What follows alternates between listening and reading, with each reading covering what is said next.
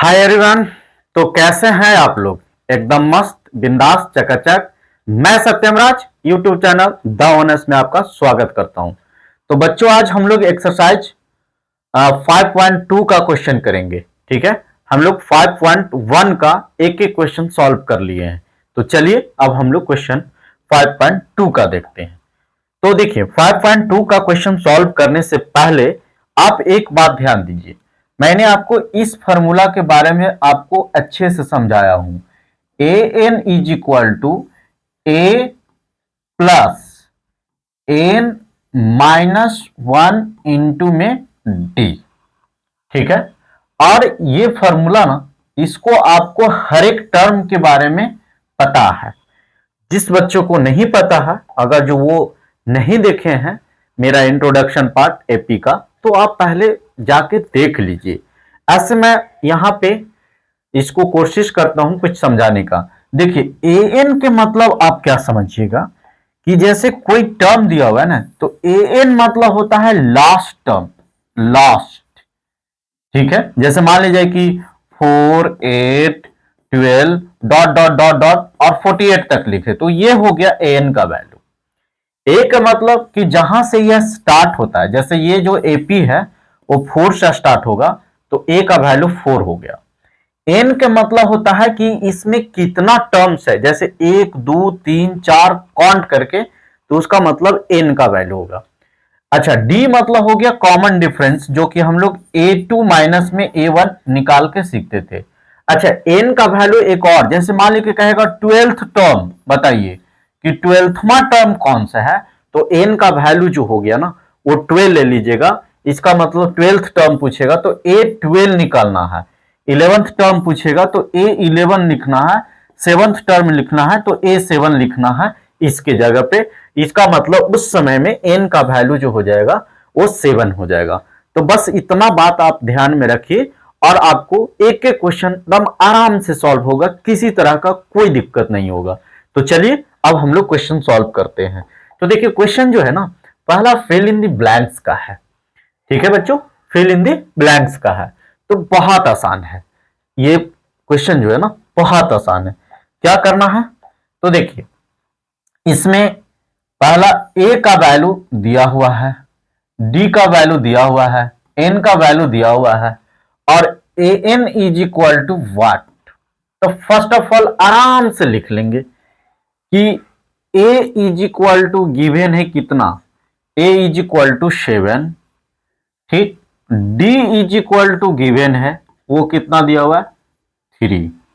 फिर आपको n is equal to कितना गिवन है, तो एन इज इक्वल टू 8, और ए एन का वैल्यू हम लोग को फाइंड आउट करने के लिए कह रहा है। बस कुछ नहीं करेंगे, ये फॉर्मूला लगाएंगे कि a n is equal to, हम लोग जो जानते हैं वो a plus n minus one into में डी। तो देखिए, एन पूछ रहा है तो इसको कुछ नहीं करेंगे। ए का वैल्यू 7 प्लस एन का वैल्यू कितना, 8, बस वैल्यू खाली पुट कर देंगे -1, और डी का वैल्यू कितना, 3। तो पहले देखिए ब्रैकेट सॉल्व होता है, तो 7 प्लस 8 में से 1 जाएगा तो 7, और इंटू में कितना, 3। तो ये हो जाएगा कितना, 7 प्लस 21, तो ये हो जाएगा 28। यानी ए एन का वैल्यू जो बच्चों हम लोग निकाल के लेके आए 28, तो यहां पे क्या भर देंगे, 28। उसी तरह से अब आप पहले नेक्स्ट क्वेश्चन ट्राई कीजिए, तब मैं इसको सॉल्व करके बताऊंगा।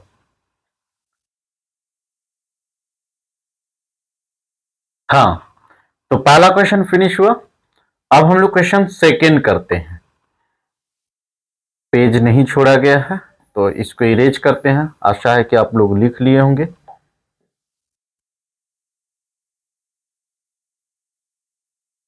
आशा है कि आप लोग लिख लिए होंगे। देखिए, आप हमारा जो है ना, इसमें ए का वैल्यू गिवन, यानी ए इज इक्वल टू कितना दिया हुआ है, बस लिख लेंगे ए इज इक्वल टू -18। ठीक, डी, तो डी का वैल्यू आप इसमें फाइंड आउट करना है। फिर आपको क्या दिया हुआ है, एन का वैल्यू, तो एन इज इक्वल टू कितना दिया हुआ है, तो एन इज इक्वल टू 10 दिया हुआ है। फिर ए एन का वैल्यू इसमें दे दिया है, ए एन का वैल्यू 0 है। इसका मतलब माइनस से लिखते लिखते तो नेगेटिव के बाद में क्या आता है, 0। तो बस इसी फॉर्मूला पे इसको भी अरेंज करने की कोशिश करेंगे और फिर सॉल्व कर देंगे, कोशिश नहीं करेंगे। A n is equal to a plus n minus 1 into में डी। बच्चों ए एन कितना है, 0, ए कितना है तो -18 प्लस एन कितना है तो एन है 10, तो इसको 10 रख दिए, -1 है तो -1, और डी को ऐसे छोड़ दिए क्योंकि डी का ही वैल्यू फाइंड आउट करने के लिए बोल रहा है। तो डी और ये हो जाएगा -18 और ये ब्रैकेट सॉल्व करेंगे तो ये हो जाएगा 9 और ये डी इससे मल्टीप्लाई। तो बच्चों यहां से ये जो है ना ये इधर आ जाएगा, तो इसका मतलब हम लोग इसको लिख सकते हैं 9d इज इक्वल टू 18। तो इसीलिए d का वैल्यू जो हो जाएगा वो 18/2, इसका मतलब 9। यानी इसमें हम लोग d का वैल्यू कितना फाइंड आउट कर लिए, तो d का वैल्यू जो हो गया वो सॉरी, हाँ ठीक है 9। एक बार आंसर मिला लेता हूं।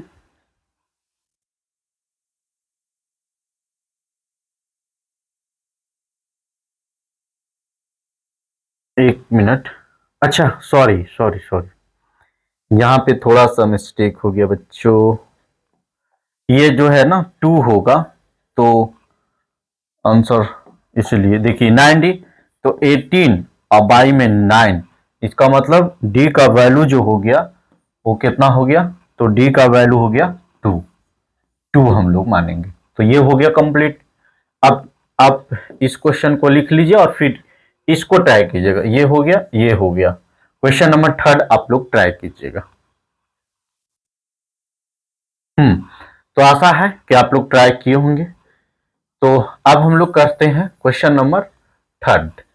बस उसी तरह से आराम आराम से करेंगे, कोई दिक्कत नहीं है। देखिए अब इसमें a का वैल्यू नहीं दिया हुआ है, a का value is equal to what, a का वैल्यू नहीं दिया हुआ। d is equal to, d का वैल्यू जो है ना वो -3 दे दिया है, और n का वैल्यू जो हो गया, n का वैल्यू वो 18 दे दिया है, और an का वैल्यू जो है वो an का वैल्यू वो -5 दे दिया है।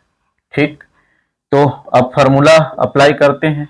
हम लोग क्या जानते हैं कि an इज इक्वल टू, अच्छा an की जगह कहीं कहीं tn भी लिखेगा तो आप बताइएगा नहीं, n-1 इंटू में d। तो an कितना है तो ये हो गया -5 इज इक्वल टू, एक ए तो निकालना है हम लोग को फाइंड आउट, तो इसको ऐसे ही छोड़ देंगे। एन जो हो गया वो 18 हो गया -1, और डी का वैल्यू -3 दे दिया है। डी का वैल्यू देखिए -3 दे दिया है। बस अब इसको सॉल्व करेंगे और हम लोग को आंसर हाथ में लग जाएगा। -5 इज इक्वल टू ए, और इसको सॉल्व किए तो 17 और इंटू में -3, तो इसका मतलब कि ये हो जाएगा -5 इज इक्वल टू ए, और 17 3 जा 15 1, चूंकि ये माइनस आएगा इसलिए माइनस कर दिया। अब यहां से हम लोग क्या करेंगे कि इसको, इस टर्म को इधर भेजेंगे, तो a is equal to 51 minus में 5, यानी ये कितना हो जाएगा 60, यानी 46, यानी a का वैल्यू जो हो गया वो हम लोग को हाथ लग गया 46। तो यहां पे a का वैल्यू जो है वो हम लोग क्या पुट कर देंगे 46, इसको निकाल के लाए। ठीक है, अब हमारा ये क्वेश्चन नंबर 3 कंप्लीट हुआ।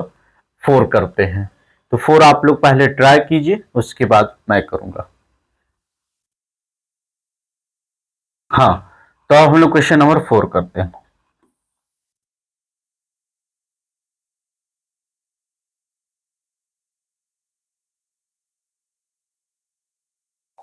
देखिए क्वेश्चन नंबर 4 में a is equal to given है, a इज इक्वल टू आपका गिवेन है -18.9, फिर आपको d का वैल्यू गिवेन है, यानी डी का वैल्यू जो है वो डी का वैल्यू 2.5 है। और फिर n is equal to what, n का वैल्यू निकालना, और an का वैल्यू दे दिया है तो an का वैल्यू जो है वो 3.6 है। तो लिखते हैं जो हम लोग वर्षों से फॉर्मूला करते आ रहे हैं। तो an इज इक्वल टू होता है a plus n minus 1 into में d। तो an कितना है, तो an जो है वो 3.6 है। ठीक, यहाँ अप्लाई कर दिए, इज इक्वल टू ये है -18.9 प्लस n का वैल्यू अभी नहीं दिया है तो इसको ऐसे ही छोड़ देते हैं। d का वैल्यू जो है वो 2.5 दे दिया है। ठीक है, तो फर्स्ट ऑफ ऑल इसको इधर लेके आते हैं। इसका मतलब कि ये जो हो गया n-1 और इंटू में 2.5 इज इक्वल टू 18.9 और प्लस में 3.6। तो इसको ऐड करेंगे तो ये 22.5 हो जाएगा। देखिए ऐड करके। तो अच्छा, उसके बाद हम लोग यहां से लिख सकते हैं n-1 और ये इसके साथ मल्टीप्लाई में तो इधर जाएगा तो क्या होगा, डिवाइड में हो जाएगा। ठीक है, तो ये जो है ना डेसिमल हट जाएगा, इसके बदले ऊपर में 10 और इसके बदले में ऊपर, तो ये दोनों हट गया और ये हो जाएगा 9 से कैंसिल, यानी इसका वैल्यू 9 आ गया। इसका मतलब n-1 इज इक्वल टू 9। तो n का वैल्यू कितना हो गया, तो n का वैल्यू हो गया 10। यानी यहां पे हम लोग जो वैल्यू फाइंड आउट किए, पहले एक बार चेक कर लेते हैं कि n का वैल्यू क्या देता है। 10। तो इसका मतलब इसमें हम लोग n का वैल्यू जो हो गया वो 10 फाइंड आउट कर लिए और इस प्रकार क्वेश्चन नंबर 4 कंप्लीट हुआ। तो अब क्वेश्चन नंबर 5 जो है ना, आपको HW में देता हूं, इसको आप लोग सॉल्व कीजिएगा। ठीक है, HW है, आपको इसमें a का वैल्यू दे दिया है, d का वैल्यू 0 दे दिया है और n का वैल्यू दे दिया है और an पूछ रहा है। तो बहुत ही आसान है, आप लोग सॉल्व कीजिएगा। और आप ना अगर जो सॉल्व हो जाएगा तो ये मेरा व्हाट्सएप नंबर है 7739695160। इस पे ना आप अपना ये जो है HW जो दे रहे हैं उसको आप भेज सकते हैं, फिर मैं इसको चेक करूंगा। ठीक है, तब तक के बाय और एंड थैंक यू पैसेंस रखने के लिए, पैसेंस रख के सुनने के लिए। ठीक है।